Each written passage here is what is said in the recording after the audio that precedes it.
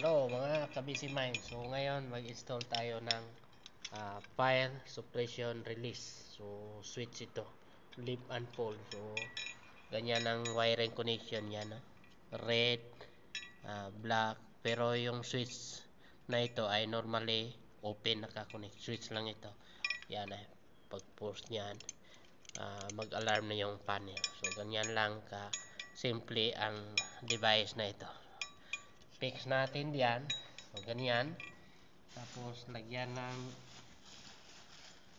screw. Yan. So, napakadali lang i-install ito. Yan.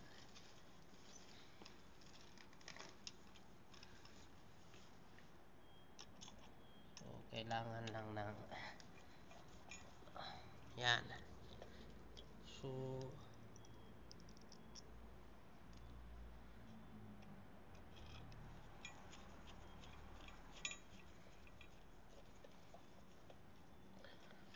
tapos na yan. Yan. So may susi dito. Kailangan lang yan.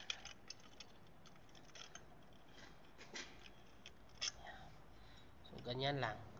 Yan ang final na installation. So para hindi masubukang i-testing ito, lagyan natin ng lock dito, yung itong may tube. So kailangan nakalagay ito para malaman natin na hindi na pwedeng galawin ito. Yan. Dito natin yan ilagay sa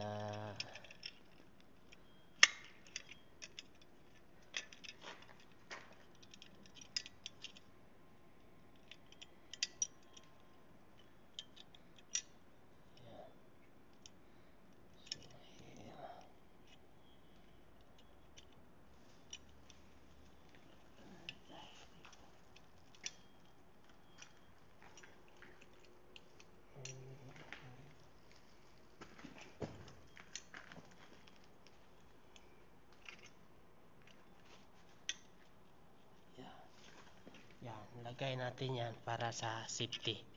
Yan. So, kailangan may hindi na ito pwedeng i-testing kasi nakalock na yan. Yan. So, kapag pinol down natin yan, masira yung plastic.